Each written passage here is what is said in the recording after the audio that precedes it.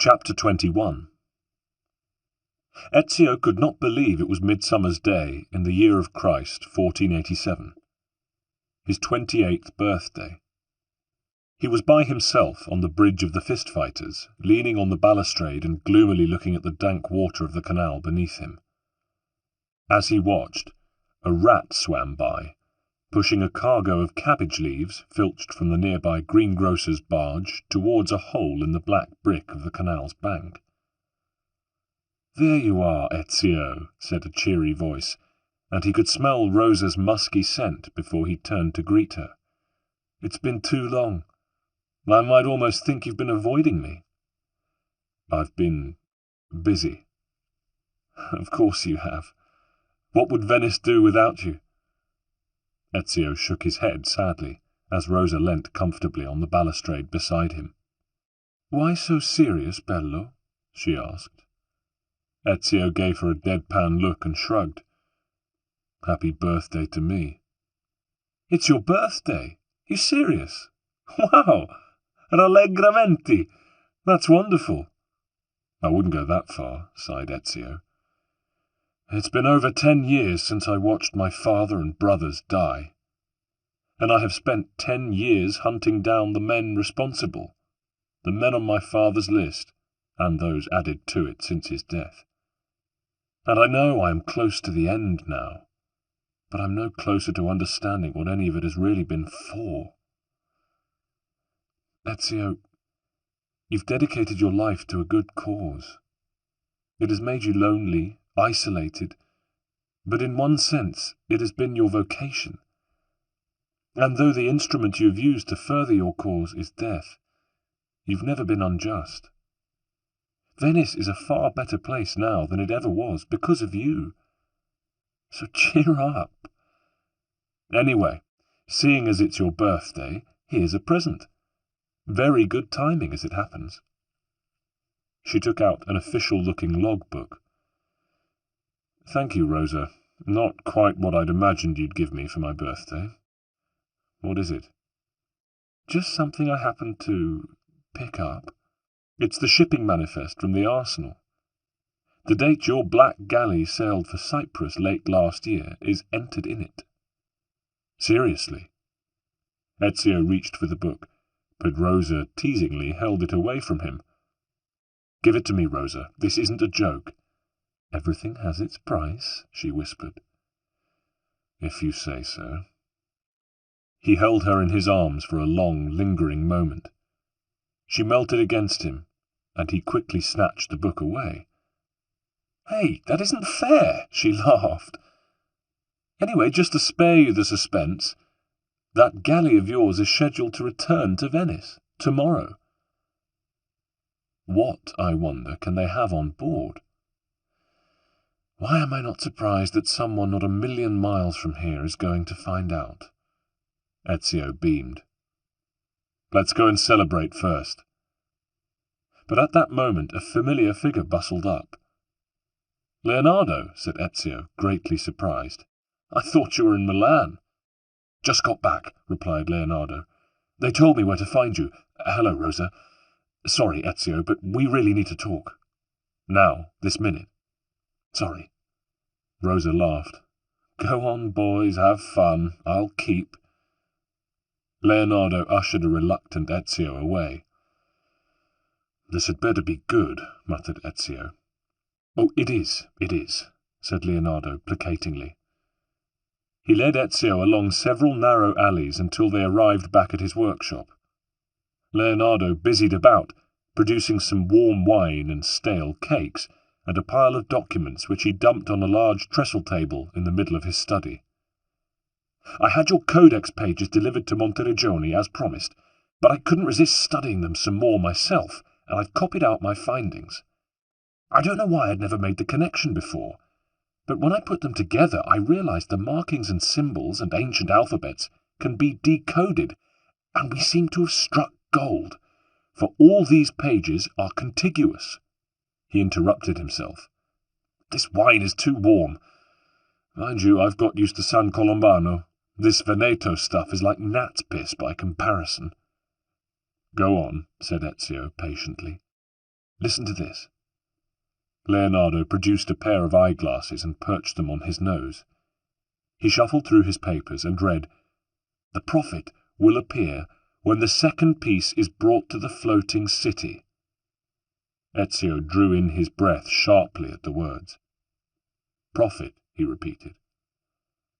"Only the prophet may open it. 2 pieces of Eden."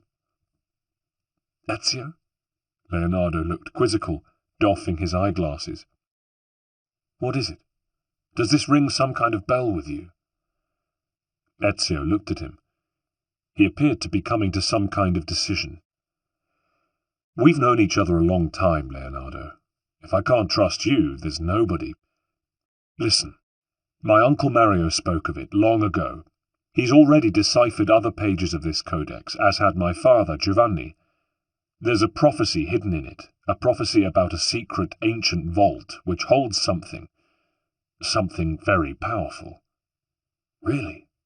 That's amazing." But then a thought struck Leonardo. "Look, Ezio, if we've found all this out from the Codex, how much do the Barbarighi and the others you've been pitched against know about it? Maybe they know about the existence of this vault you mentioned too, and if so, that's not good." "Wait," said Ezio, his brain racing. "What if that's why they sent the galley to Cyprus? To find this piece of Eden, and bring it back to Venice?" "When the second piece is brought to the floating city, of course." "It's coming back to me. The prophet will appear. Only the prophet can open the vault." "My God, Leo, when my uncle told me about the Codex, I was too young, too brash to imagine that it was anything but an old man's fantasy. But now I see it plain. The murder of Giovanni Mocenigo, the killing of my kinsman, the attempt on the life of Duke Lorenzo, and the horrible death of his brother, it's all been part of his plan, to find the vault, the first name on my list, the one I have yet to strike a line through, the Spaniard." Leonardo breathed deeply. He knew whom Ezio was talking about. "Rodrigo Borgia." His voice was a whisper. "The same." Ezio paused. "The Cyprus galley arrives tomorrow. I plan to be there to meet it." Leonardo embraced him. "Good luck, my dear friend," he said. The following dawn found Ezio, armed with his codex weapons and a bandolier of throwing knives, standing in the shadows of the colonnade near the docks, watching closely as a group of men, dressed in plain uniforms to avoid attracting undue attention, but discreetly displaying the crest of Cardinal Rodrigo Borgia, unloaded a plain-looking, smallish crate from a black galley which had recently put in from Cyprus. They handled the crate with kid gloves, and one of their number, under guard, hoisted it onto his shoulder and prepared to set off with it. But then Ezio noticed that several other guards were hoisting similar crates onto their shoulders, 5 of them in all. Did each crate contain some precious artifact, the second piece, or were all but one of them decoys?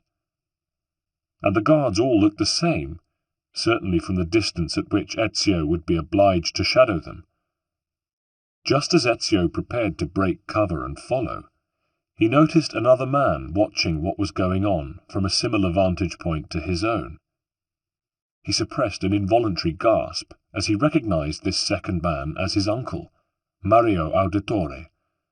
But there was no time to hail or challenge him, as the Borgia trooper carrying the crate had already moved off with his guard. Ezio pursued them at a safe distance.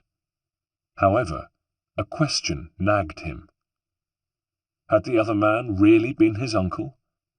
And if so, how had he got to Venice, and why at this precise moment? But he had to put the notion away as he tailed the Borgia guards, concentrating hard to keep the one with the original crate in his line of sight, if that indeed were the one that contained, whatever it was, one of the pieces of Eden. The guards arrived at a square which had 5 streets leading off it. Each crate-carrying guard, with his escort, here set off in a different direction. Ezio swarmed up the side of a nearby building so that he could follow the course of each guard from the rooftops. Watching them keenly, he saw one of them leave his escort and turn into the courtyard of a solid-looking brick building, place his crate on the ground there, and open it. He was quickly joined by a Borgia sergeant. Ezio bounded over the roofs to hear what was being said between them. "The master awaits," the sergeant was saying. "Repackage it with care, now." Ezio watched as the guard transferred an object wrapped carefully in straw from the crate to a teak box brought to him from the building by a servant. Ezio thought fast. The master. In his experience, when Templar minions mentioned that title, it could only refer to one man, Rodrigo Borgia. They were clearly repacking the true artifact in an attempt to double their security. But now Ezio knew exactly which guard to target. He slipped down to street level again and cornered the trooper carrying the teak box. The sergeant had left to rejoin the escort of Cardinal's guards, waiting outside the courtyard. Ezio had a minute to slit the throat of the trooper, pull the body out of sight, and don his outer uniform, cape and helmet. He was about to shoulder the box when the temptation to have a quick glance inside it overwhelmed him, and he lifted the lid. But at that moment the sergeant reappeared at the gateway of the courtyard. "Get a move on." "Yes, sir," said Ezio. "Just look fucking lively. This is probably the most important thing you'll do in your life. Do you get me?" "Yes, sir." Ezio took his place at the centre of his escort, and the detail set off. They made their way through the city north from the Molo to the Campo dei Santi Giovanni e Paolo, where Messer Verrocchio's recent and massive equestrian statue of the Condottiero Colleone dominated the square. Following the Fondamenta dei Mendicanti north again, they arrived at last at a dull-looking house in a terrace overlooking the canal. The sergeant knocked on the door with the pommel of his sword, and it immediately swung open. The group of guards hustled Ezio in first, and followed, and the door closed behind them. Heavy bolts were shot across it. They were facing an ivy-festooned loggia in which a beak-nosed man in his mid to late 50s sat, dressed in robes of dusty purple velvet. The men saluted. Ezio did so too, trying not to meet the icy cobalt eyes he knew too well. The Spaniard. Rodrigo Borgia spoke to the sergeant. "Is it really here? You were not followed?" "No, Altezza. Everything went perfectly." "Go on." The sergeant cleared his throat. "We followed your orders exactly as specified. The mission to Cyprus was more difficult than we had anticipated. There were complications at the outset. Certain adherents to the cause had to be abandoned in the interests of our success. But we have returned with the artifact, and have transported it to you with all due care, as Sua Altezza instructed. And according to our agreement, Altezza, we now look forward to being generously recompensed." Ezio knew that he could not allow the teak box and its contents to fall into the hands of the cardinal.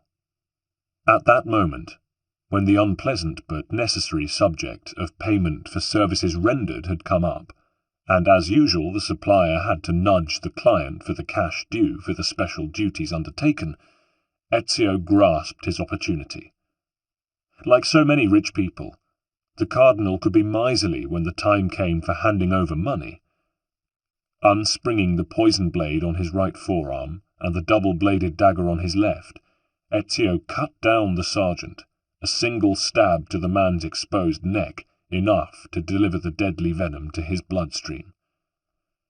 Ezio quickly turned on the 5 guards of the escort, with his double dagger in one hand and the poison blade under his right wrist, spinning like a dervish, using quick, clinical movements to deliver single lethal blows. Moments later, all the guards lay dead at his feet. Rodrigo Borgia looked down at him, sighing heavily. Ezio Auditore. Well, well, it's been some time. The cardinal seemed completely unruffled. Cardinale. Ezio gave an ironic bow. Give it to me, said Rodrigo, indicating the box. Tell me first where he is. Where who is? Your prophet. Ezio looked around. It doesn't look as if anyone's shown up. He paused. More seriously, he continued. How many people have died for this? For what's in this box? And look, there's nobody here. Rodrigo chuckled, a sound like bones rattling. You claim not to be a believer, he said, and yet here you are. Do not see the prophet. He is already present. I am the prophet. Ezio's grey eyes widened. The man was possessed. But what curious madness was this, which seemed to transcend the rational and the natural courses of life itself? Alas, Ezio's pondering left him momentarily off guard. The Spaniard drew a schiavona, a light but deadly-looking sword with a cat's head pommel, from his robes, and leapt from the loggia, aiming the thin sword at Ezio's throat. Give me the apple, he snarled. That's what's in this box, an apple. It must be a pretty special one, said Ezio, while in his mind his uncle's voice reverberated. A piece of Eden. Come and take it from me. Rodrigo sliced at Ezio with his blade, slashing his tunic and drawing blood at the first pass. Are you alone, Ezio? Where are your assassin friends now? I don't need their help to deal with you. Ezio used his daggers to cut and slash, and his left forearm guard brace to parry Rodrigo's blows. But though he landed no cut with the poisoned blade, his double blade stabbed through the velvet robe of the cardinal, and he saw it stained with the man's blood. You little shit, bellowed Rodrigo in pain. I can see that I'll need help to master you. Guards! Guards! Suddenly, a dozen armed men bearing the Borgia crest on their tunics stormed into the courtyard where Ezio and the cardinal were confronting one another. Ezio knew there was precious little poison left in the hilt of his right-hand dagger. He leapt back, the better to defend himself against Rodrigo's reinforcements, and at that moment one of the new guards stooped to sweep the teak box off the ground and hand it to his master. Thank you, uomo coraggioso. Ezio, meanwhile, was seriously outmatched, but he fought with a strategic coldness born of an absolute desire to recapture the box and its contents. Sheathing his codex blades, he reached for his bandolier of throwing knives and shot them from his hands with deadly accuracy, first bringing down the uomo coraggioso, and then with a second knife, knocking the box from Rodrigo's gnarled hands. The Spaniard bent to pick it up again and make his retreat when, shoof!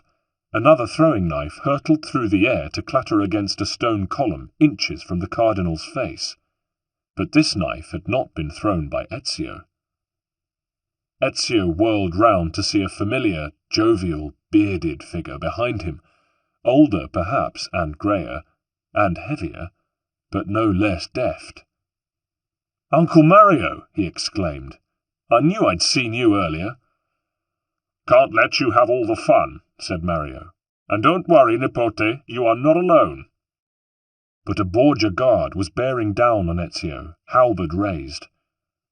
The moment before he could deliver the crushing blow which would have sent Ezio into an endless night, a crossbow bolt appeared as if by magic, buried in the man's forehead. He dropped his weapon and fell forwards, a look of disbelief etched on his face. Ezio looked round again and saw La Volpe.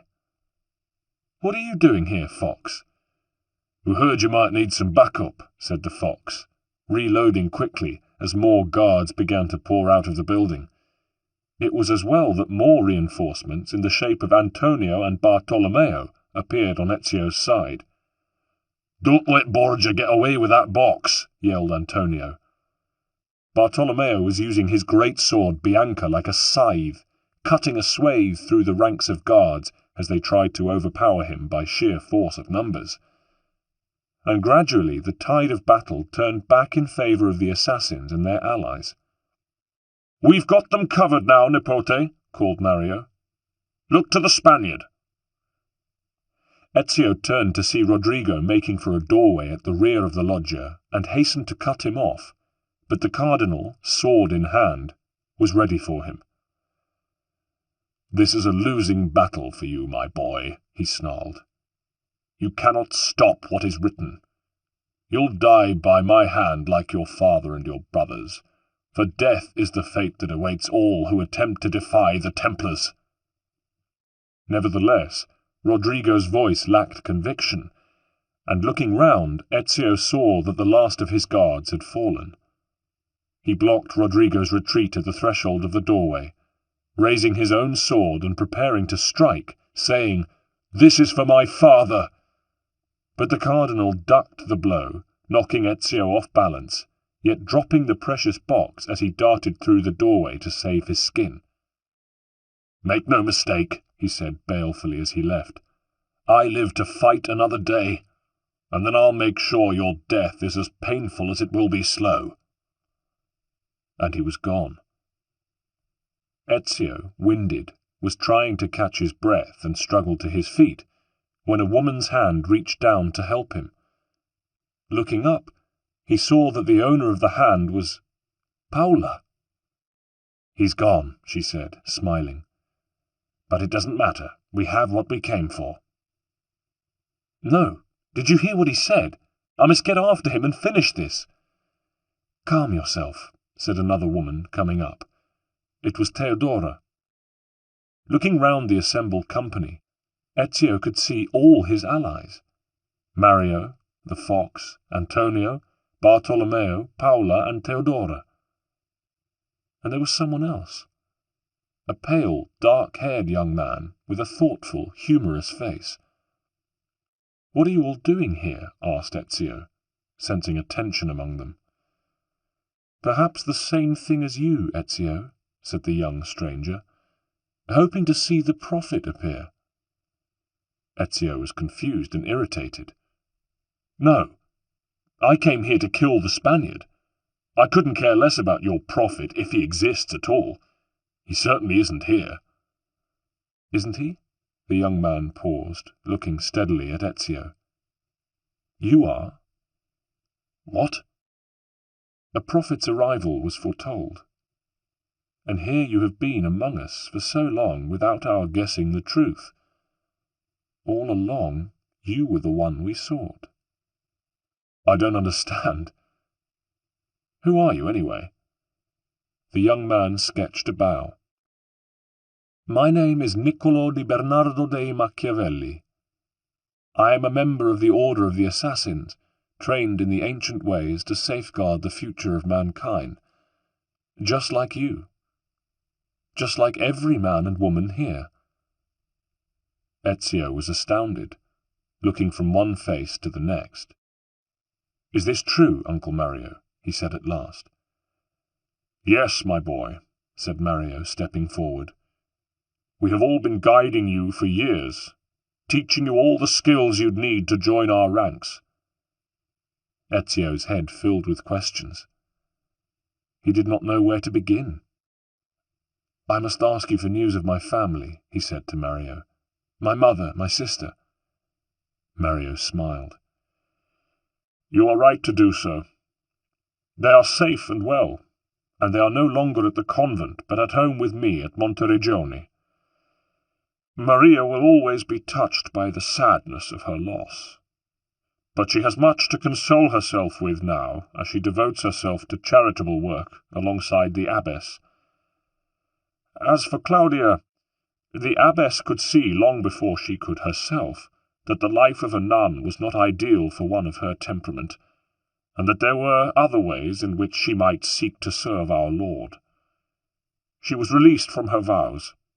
She married my senior captain, and soon, Ezio, She will present you with a nephew or niece of your own." "Excellent news, uncle. I never quite liked the idea of Claudia spending her life in a convent. But I have so many more questions to ask you." "There will be a time for questions soon," said Machiavelli. "Much remains to be done before we can see our loved ones again and celebrate," said Mario. "And it may be that we never will. We made Rodrigo abandon his box, but he will not rest until it is back in his possession, so we must guard it with our lives."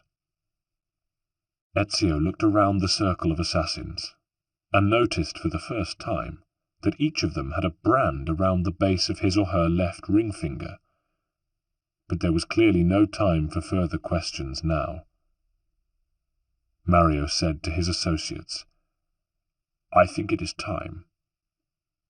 Gravely they nodded their assent, and Antonio took out a map and unfolded it, showing Ezio a point marked on it. "Meet us here at sunset," he said, in a tone of solemn command. "Come," said Mario to the others. Machiavelli took charge of the box with its precious, mysterious contents, and the assassins filed silently out into the street and departed, leaving Ezio alone.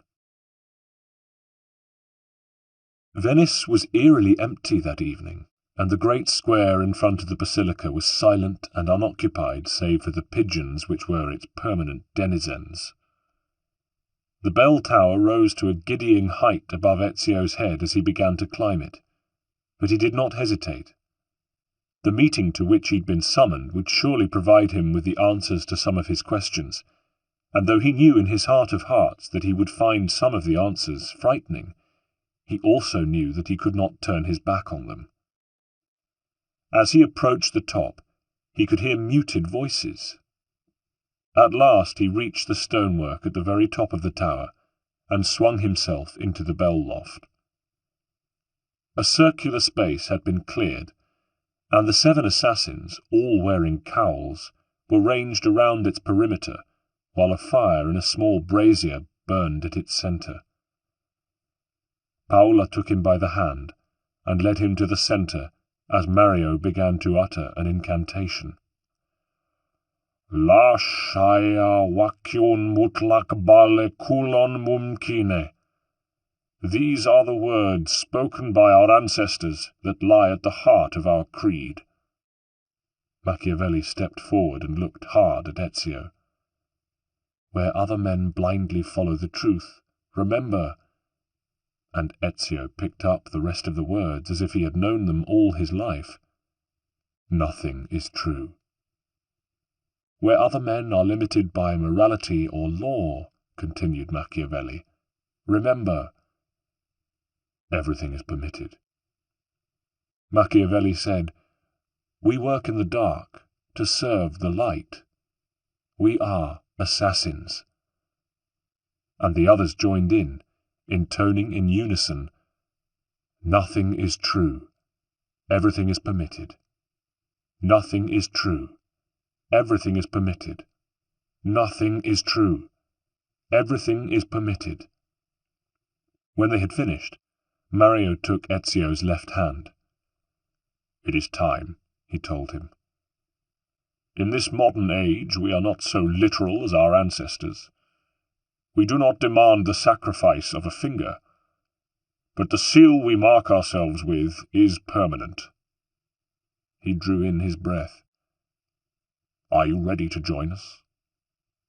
Ezio, as if in a dream, but somehow knowing what to do and what was to come, extended his hand unhesitatingly.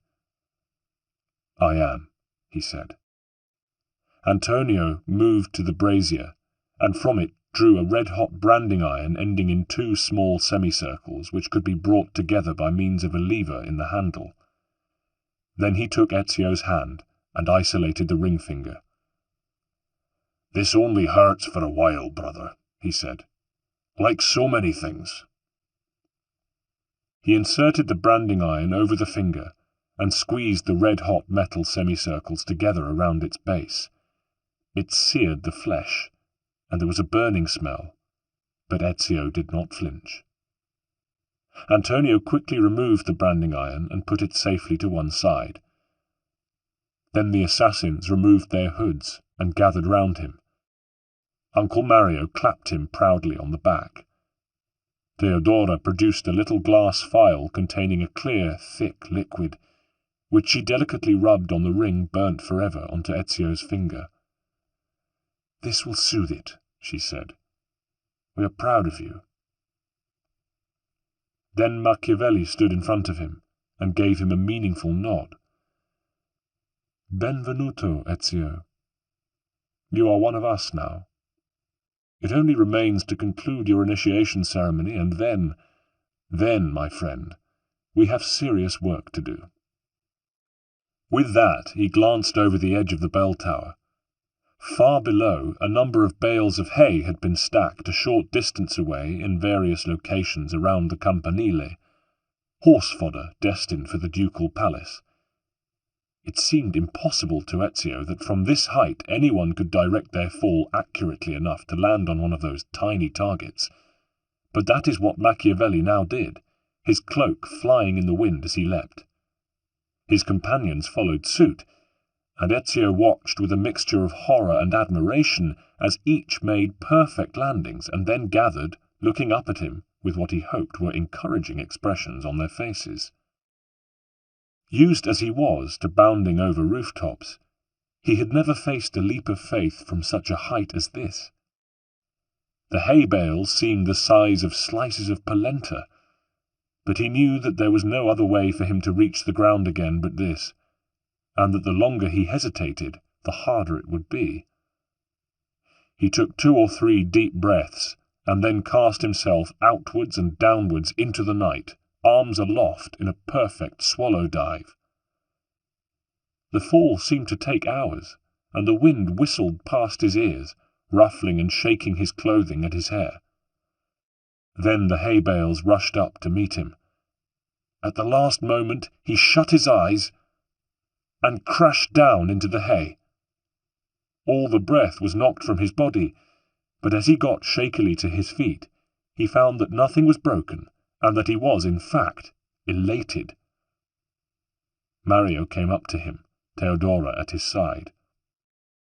"I think you'll do, don't you?" Mario asked Theodora.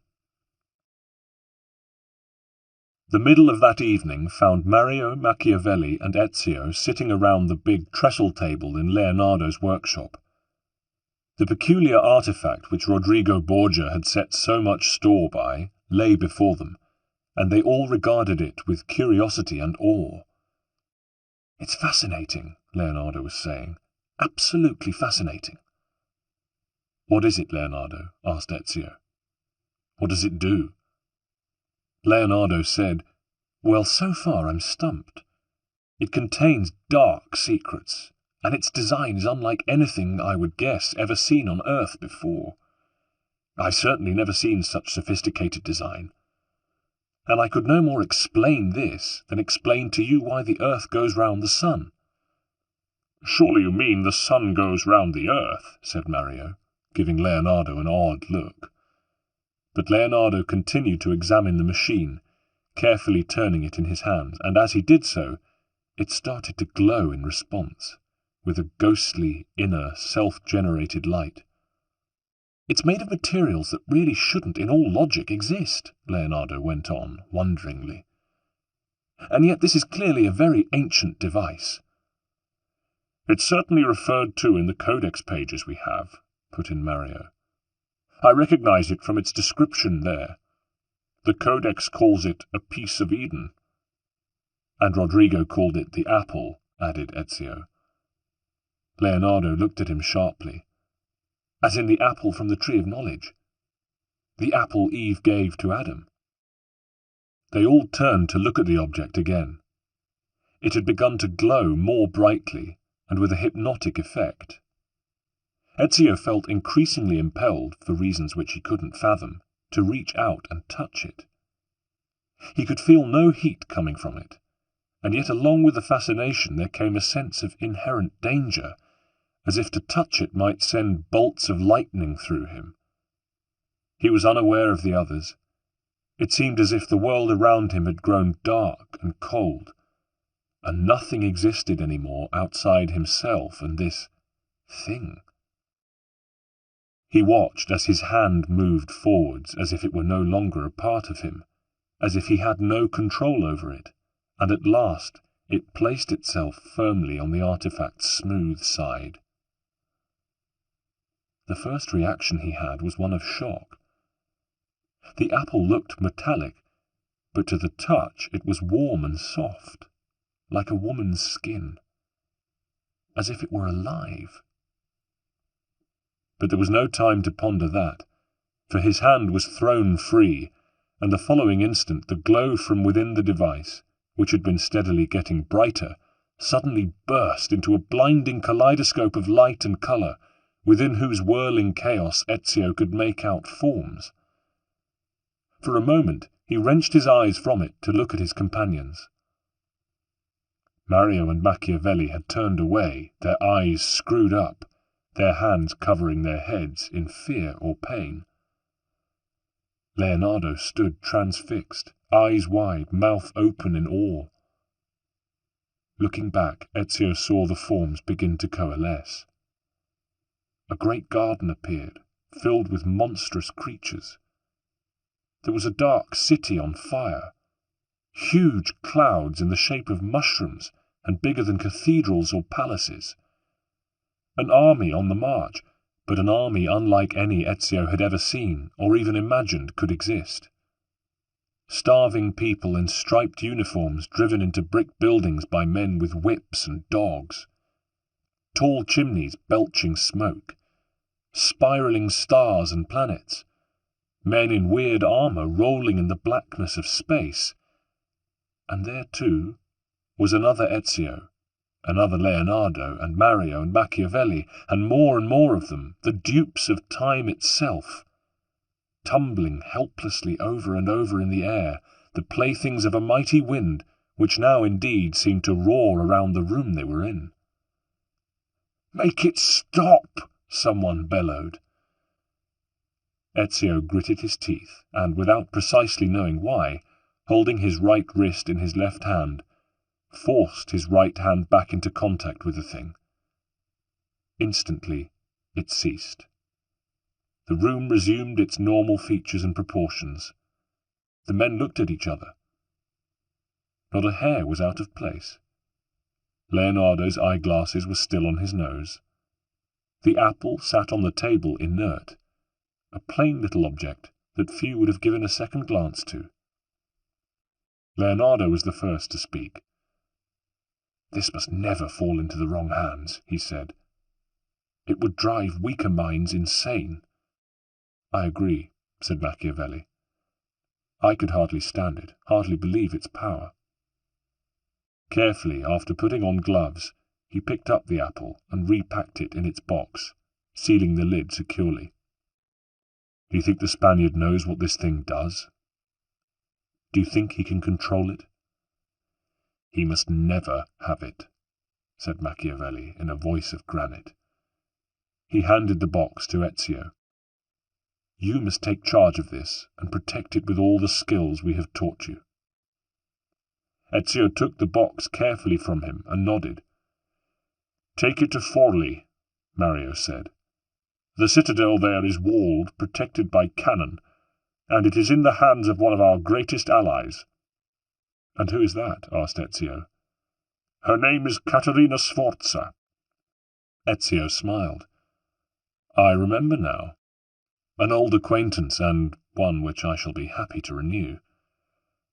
"Then make your preparations to leave." "I will accompany you," said Machiavelli. "I shall be grateful for that," Ezio smiled. He turned to Leonardo. "And what about you, amico mio?" "Me? When my work here is done, I'll return to Milan. The Duke there is good to me." "You must come to Monteriggioni, too, when you're next in Florence and have time," said Mario. Ezio looked at his best friend. "Goodbye, Leonardo. I hope our paths cross again one day." "I'm sure they will," said Leonardo. And if you need me, Agnolo in Florence will always know where to find me." Ezio embraced him. "Farewell." "A parting gift," said Leonardo, handing him a bag. "Bullets and powder for your little pistola, and a nice big phial of poison for that useful dagger of yours. I hope you won't need them, but it's important to me to know that you're as well protected as possible." Ezio looked at him with emotion. "Thank you. Thank you for everything, my oldest friend." Chapter 22. After a long, uneventful journey by galley from Venice, Ezio and Machiavelli arrived at the wetlands port near Ravenna, where they were met by Caterina herself and some of her entourage. "They sent me word by courier that you're on your way, so I thought I'd come down and accompany you back to Forli myself," she said. "You were wise, I think, to make the journey in one of Doge Agostino's galleys, for the roads are often unsafe, and we have trouble with brigands. Not, I think," she added, casting an appreciative eye over Ezio, "that they would have given you much trouble." "I'm honoured that you remember me, Signora." "Well, it has been a long time, but you certainly make an impression." She turned to Machiavelli. "It's good to see you again, too, Niccolo." "You two know each other?" asked Ezio. "Niccolo's been able to advise me on certain matters of state." She changed the subject. "And now I hear that you've become a fully fledged assassin. Congratulations." They'd arrived at Caterina's carriage, but she told her servants that she preferred to ride, it being a delightful day and the distance not great. The horses were duly saddled, and after they had mounted, Caterina bade Ezio ride beside her. "You're going to love Forli, and you'll be safe there. Our cannon have protected the city well for over a century, and the citadel is all but impregnable." "Forgive me, Signora, but there is one thing which intrigues me." "Please tell me what it is." "I've never heard of a woman ruling a city-state before. I'm impressed." Caterina smiled. "Well, it was in my husband's hands before, of course. Do you remember him, a little? Girolamo?" She paused. "Well, he died." "I'm so sorry." "Don't be," she said simply. "I had him assassinated." Ezio tried to conceal his amazement. "It was like this," put in Machiavelli. "We found out that Girolamo Riario was working for the Templars. He was in the process of completing a map which shows the locations of the remaining unretrieved codex pages." "I never liked the goddamn son of a bitch anyway," said Caterina flatly. "He was a lousy father, boring in bed, and a general all-round pain in the arse." She paused reflectively. "Mind you, I've had a couple of other husbands since. Rather overrated, if you ask me." They were interrupted by the sight of a riderless horse coming towards them at the gallop. Caterina dispatched one of her outriders to go after it, and the rest of the party carried on towards Forli, but now the Sforza retainers had their swords drawn. Soon they came upon an overturned wagon, its wheels still spinning in the air, surrounded by dead bodies. Caterina's brow darkened, and she spurred her horse on, closely followed by Ezio and Machiavelli. A little further down the road they encountered a group of local peasants, some wounded, making their way towards them. "What's going on?" Caterina accosted a woman at the head of the group.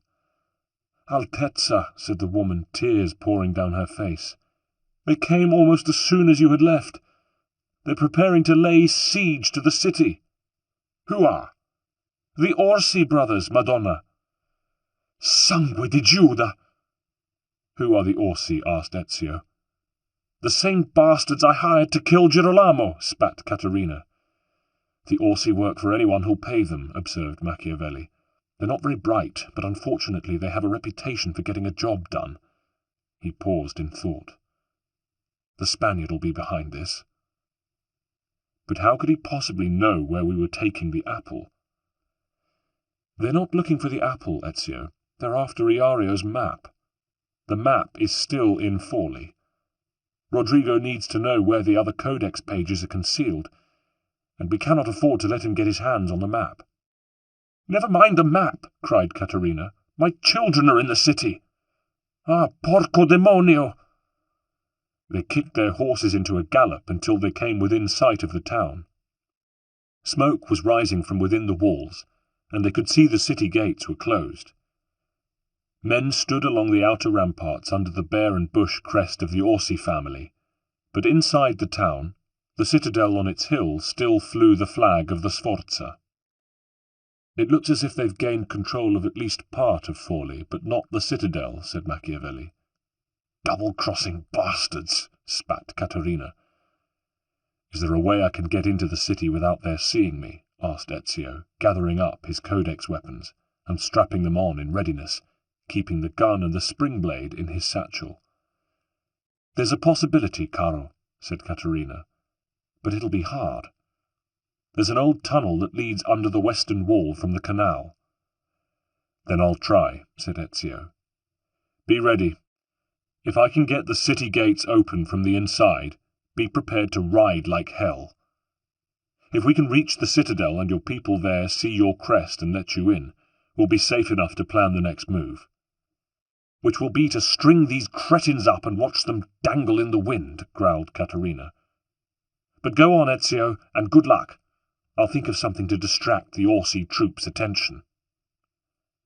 Ezio dismounted and ran round to the western walls, keeping low and taking cover behind hillocks and bushes. Meanwhile, Caterina stood up in her stirrups and bawled at the enemy within the city walls. "Hey, you! I'm talking to you, you spineless dogs! You occupy my city, my home, and you really think I'm going to do nothing about it? Why, I'm coming up there to rip off your coglioni, if you've got any, that is."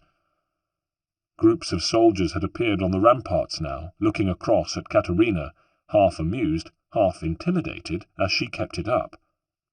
"What kind of men are you, doing the bidding of your paymasters for handfuls of loose change? I wonder if you'll think it was worth it after I've come up there, cut your heads off, pissed down your necks, and shoved your faces up my figa. I'll stick your balls on a fork and roast them over my kitchen fire. How does that sound?"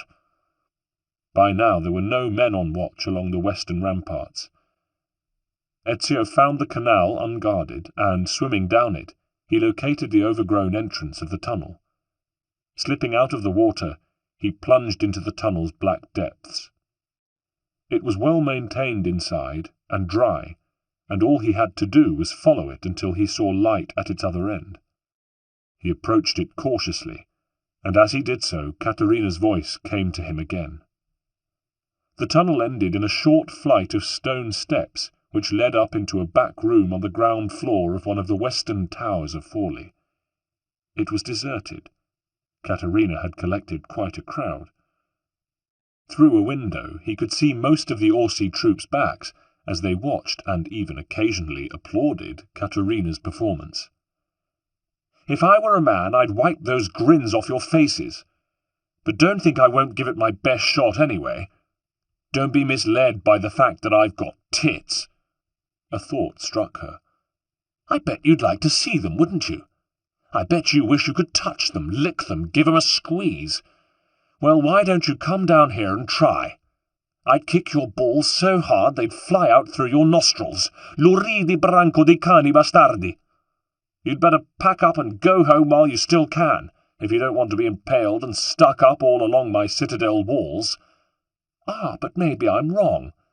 Maybe you'd actually enjoy having a long oaken pole up your arses.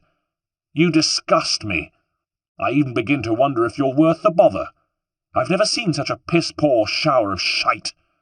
Que vista penosa. I can't see that it would make much difference to you as men, even if I had you castrated." By now Ezio was in the street. He could see the gate closest to where Caterina and Machiavelli were located. At the top of its arch, a bowman stood by the heavy lever which operated it. Moving as silently and as quickly as he could, he shinned up to the top of the arch and stabbed the soldier once in the neck, dispatching him instantly. Then he threw all his weight onto the lever, and the gates below swung open with a mighty groan.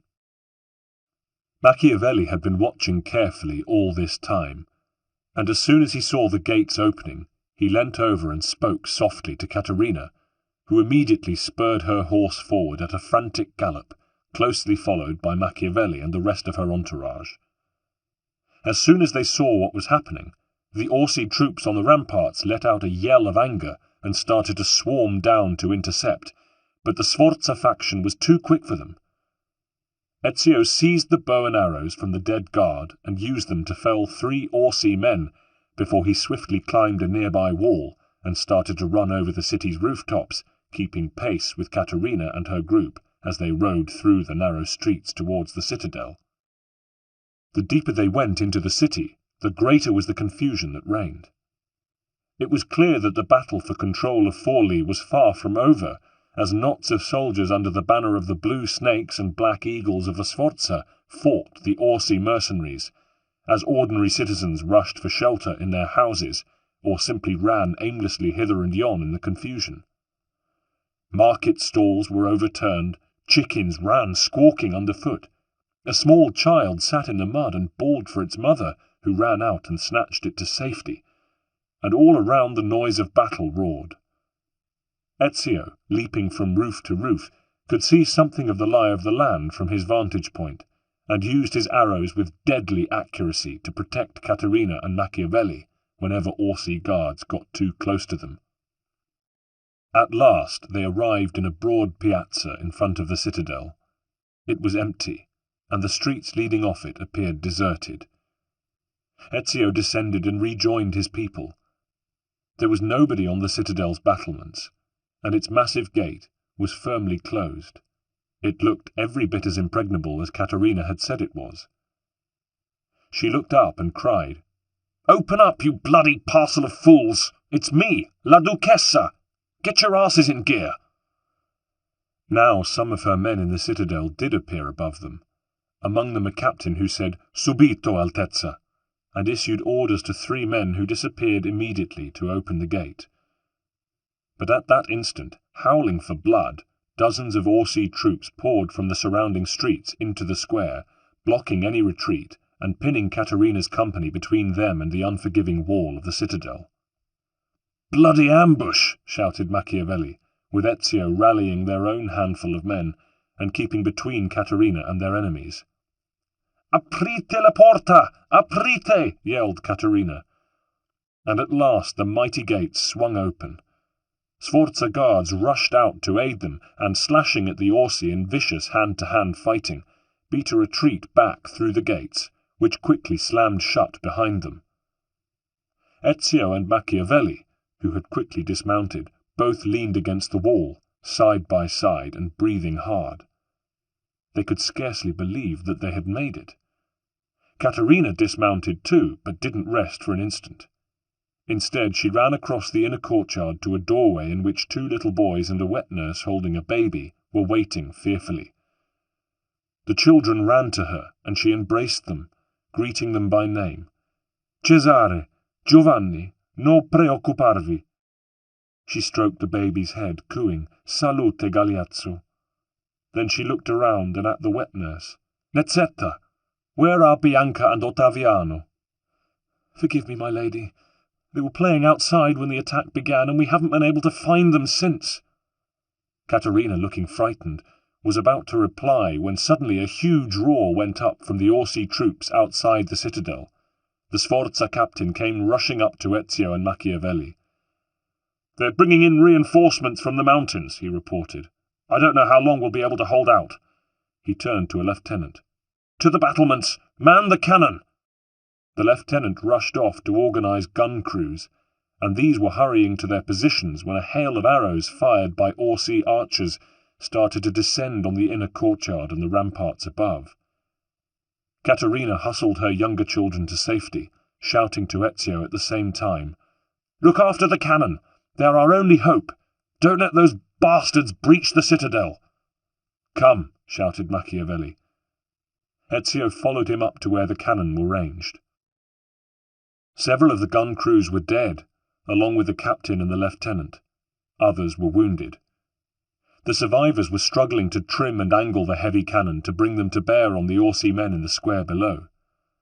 Huge numbers of reinforcements had come up, and Ezio could see that they were manhandling siege engines and catapults through the streets. Meanwhile, directly below, a contingent of Orsi troops were bringing up a battering ram. If he and Machiavelli didn't think of something quickly, there would be no chance of saving the citadel. But to withstand this new assault, he would have to fire the cannon at targets within the walls of Forli itself, and so risk injuring or even killing some of its innocent citizens. Leaving Machiavelli to organize the gunners, he raced down to the courtyard and sought out Caterina. "They are storming the city. To keep them at bay, I must fire the cannon at targets within its walls." She looked at him with steely calm. "Then do what you must do." He looked up to the ramparts where Machiavelli stood waiting for the signal.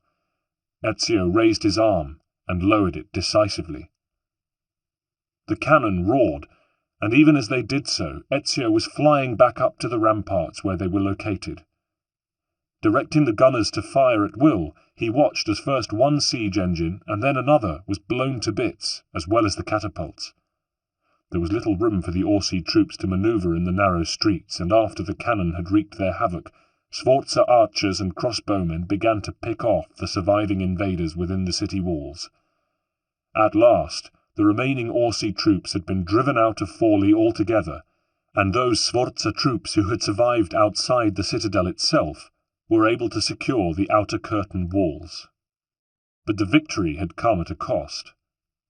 Several houses within the city were smouldering ruins, and in order to win it back, Caterina's gunners had not been able to avoid killing some of their own people. And there was something else to consider, as Machiavelli was quick to point out. They had flushed the enemy out of the city, but they had not raised the siege.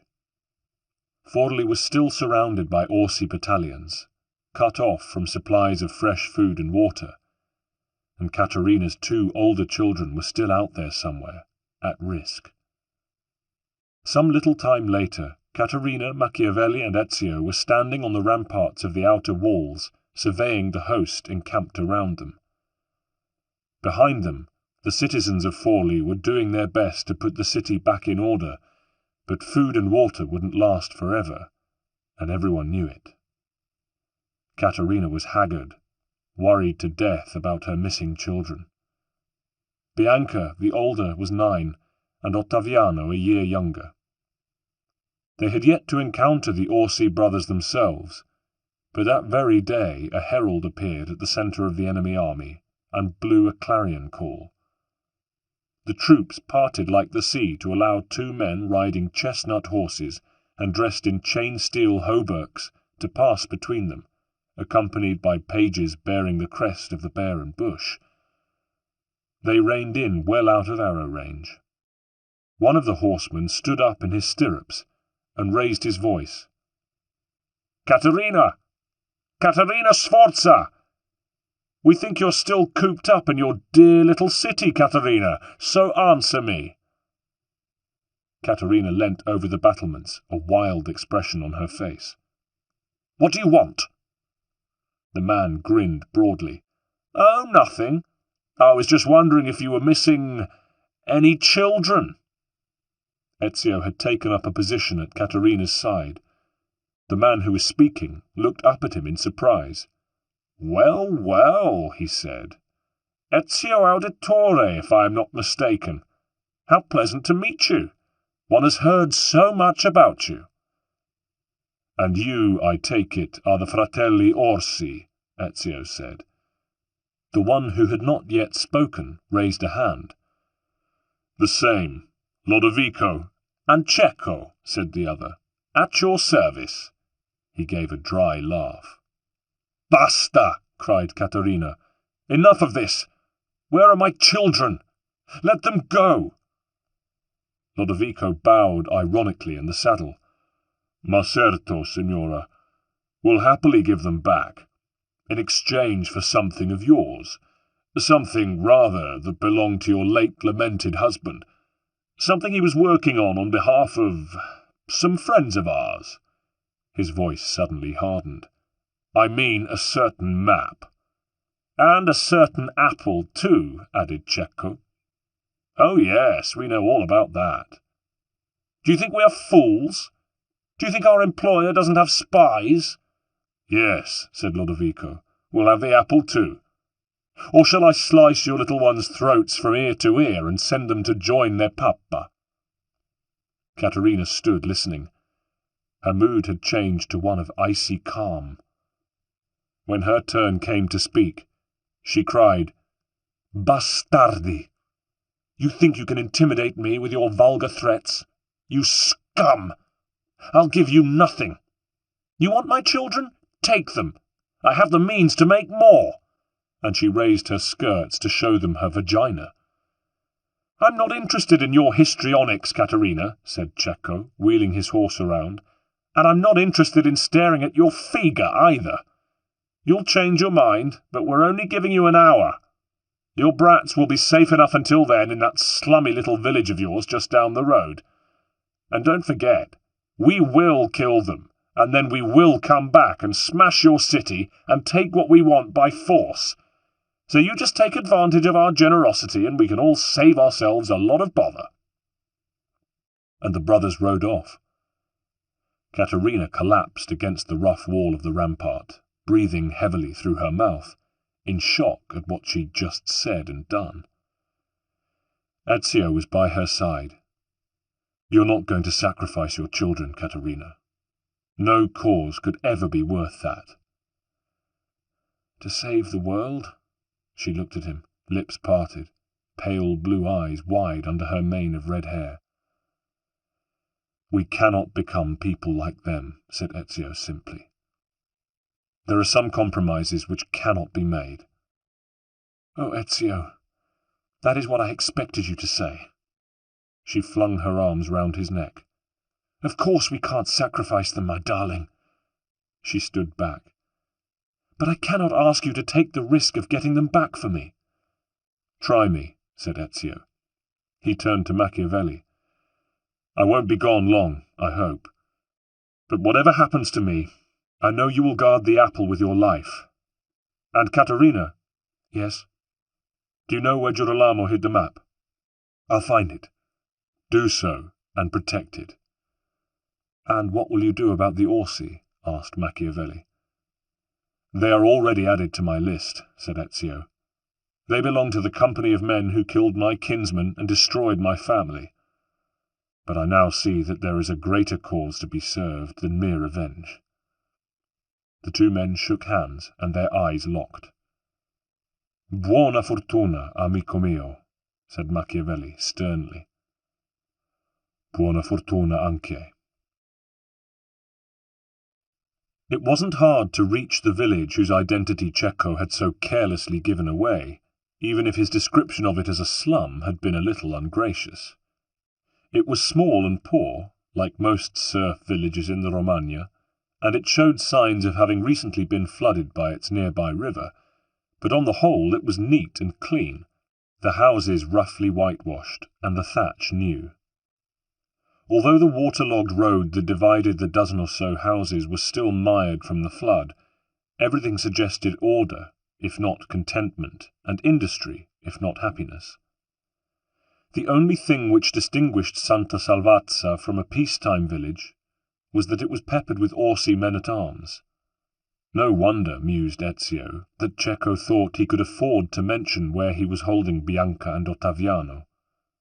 The next question was, where exactly in the village might Caterina's children be located?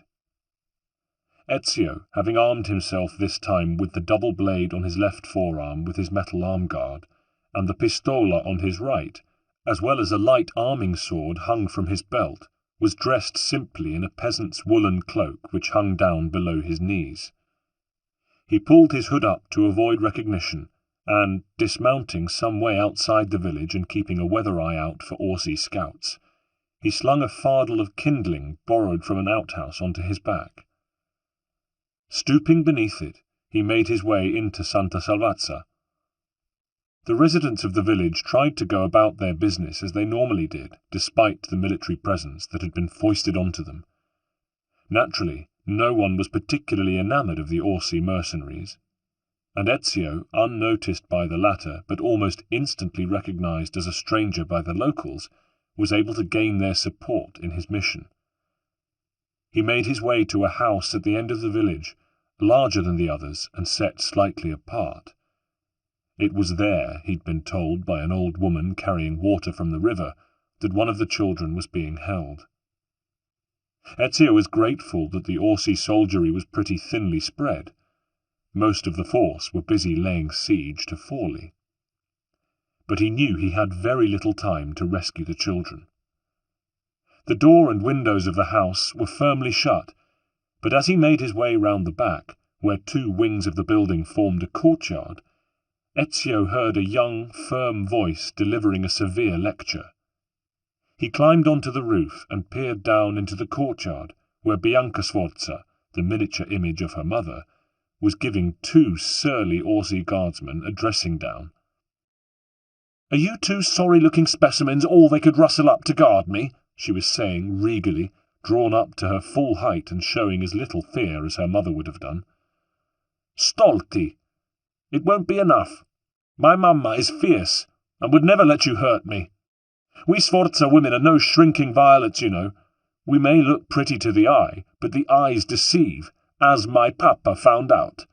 She drew breath, and the guards looked at each other nonplussed. "I hope you don't imagine I'm scared of you either, because if you did, you'd be very much mistaken. And if you touch one hair of my little brother's head, my mamma will hunt you down and eat you for breakfast, capito?" "Just button it, you little fool," growled the older of the guards, "unless you want to clip round the ear." "Don't you dare talk to me like that. In any case, it's absurd. You'll never get away with this, and I'll be safe at home within the hour. In fact, I'm getting bored. I'm surprised you don't have anything better to do while I wait for you to die." "All right, that's quite enough," said the older guard, reaching out to grab her. But at that moment Ezio fired his pistola from the rooftop, hitting the soldier squarely in the chest. The man was launched from his feet, crimson blossoming through his tunic even before he hit the ground. Ezio mused for a second that Leonardo's powder mix must be improving. In the flurry of confusion that followed the guard's sudden death, Ezio leapt down from the rooftop, landing with the grace and power of a panther, and with his double blades quickly rounded on the younger guard, who fumbled in drawing an ugly-looking dagger. Ezio slashed precisely at the man's forearm, shearing through tendons as though they were ribbons. The man's dagger dropped to the ground, sticking point first in the mud, and before he could muster any further defence, Ezio had brought the double blade under his jaw, stabbing through the soft tissue of the mouth and tongue into the cavity of the skull. Ezio calmly withdrew the blades, leaving the corpse to slump to the ground. "Are they the only two?" he asked the undismayed Bianca as he quickly reloaded. "Yes, and thank you, whoever you are. My mother will see that you are amply rewarded. But they've got my brother Ottaviano too." "Do you know where he is?" asked Ezio, swiftly reloading his pistol. "They've got him in the watchtower, by the ruined bridge. We must hurry." "Show me where, and stay very close." He followed her out of the house and along the road until they came upon the tower. They were just in time, for there was Lodovico himself, dragging the whimpering Ottaviano along by the scruff of his neck. Ezio could see that the little boy was limping. He must have twisted his ankle. "You!" shouted Lodovico when he saw Ezio. "You'd better hand the girl over and go back to your mistress. Tell her we'll finish the pair of them if we don't get what we want." "I want my mamma," bawled Ottaviano. "Let me go, you big thug." "Shut up, Marmocchio," Lodovico snarled at him. "Ezio, go fetch the apple and the map, or the kid gets it." "I need to pee," wailed Ottaviano. "Oh, for God's sake, chiudi il becco." "Let him go," said Ezio firmly. "I'd like to see you make me. You'll never get close enough, you fool. The minute you make a move, I'll slit his throat as easily as winking." Lodovico had dragged the little boy in front of him with both hands, but now had to free one hand in order to draw his sword. At that moment, Ottaviano tried to break free, but Lodovico grasped him firmly by the wrist. Nevertheless, Ottaviano was no longer between Lodovico and Ezio. Seeing his opportunity, Ezio sprang out his pistol and fired. Lodovico's enraged expression was transformed to one of disbelief. The ball had hit him in the neck, cutting the jugular. His eyes goggling, he let go of Ottaviano and sank to his knees, clutching his throat, the blood seeping through his fingers. The boy ran forward to be embraced by his sister. "Ottaviano, stai bene," she said, hugging him close. Ezio moved forward to stand over Lodovico, but not too close. The man hadn't fallen yet, and his sword was still in his hand. Blood oozed down onto his jerkin, a trickle becoming a torrent.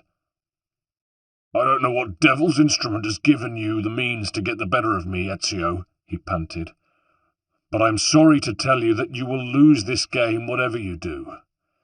We Orsi are not the fools you seem to take us for. If anyone is a fool, you are. You and Caterina." "You are the fool," said Ezio, his voice cold with scorn, "to die for a bag full of silver. Do you really think it was worth it?"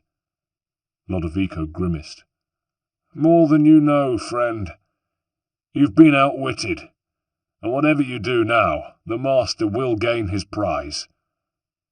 His face contorted in agony at the pain from his wound.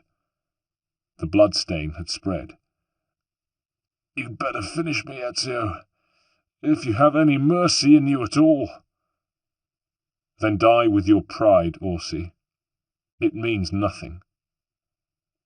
Ezio stepped forward and further opened the wound in Lodovico's neck. An instant later, he was no more. Ezio stooped over him and closed his eyes.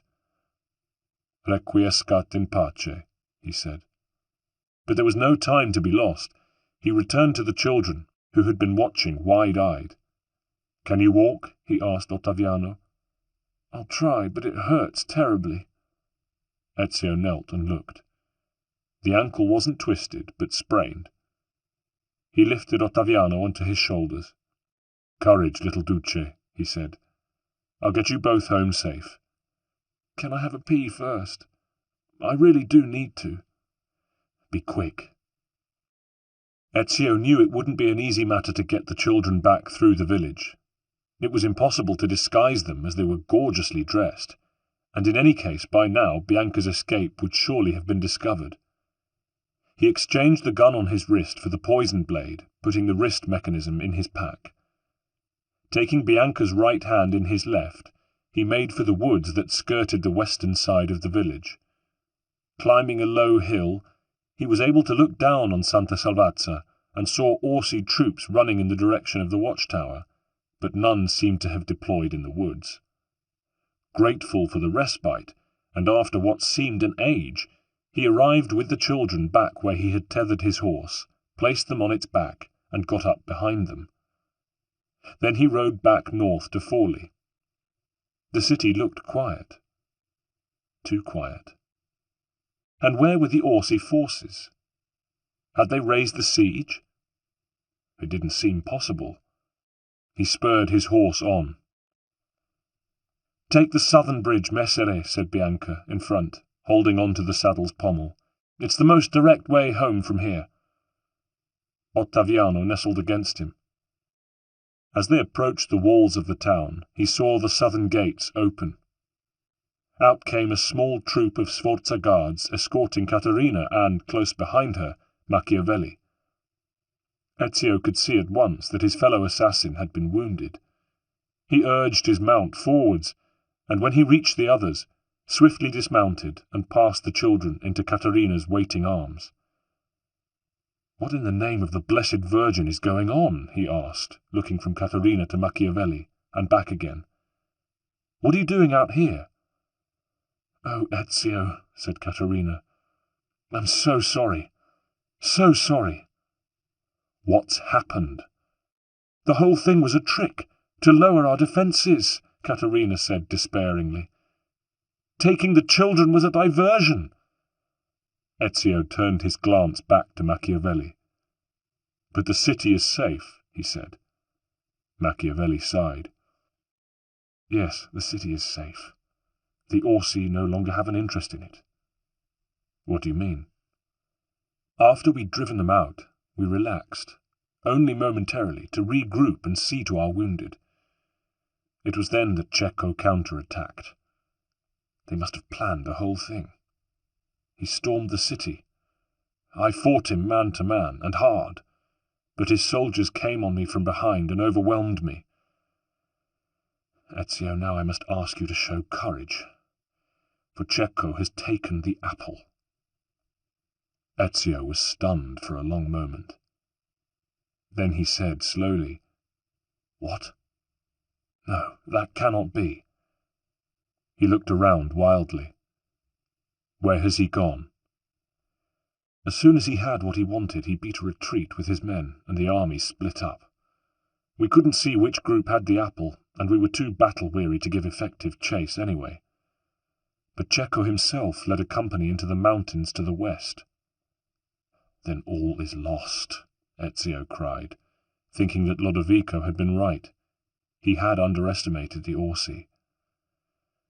We still have the map, thank God, said Caterina. He didn't dare spend too much time searching for it. But what if, now he has the apple, he no longer needs the map? The Templars cannot be allowed to triumph, said Machiavelli grimly. They cannot. We must go. But Ezio could see that his friend had turned grey from his wounds. No, you stay here. Caterina, tend to him. I must leave now. There may yet be time.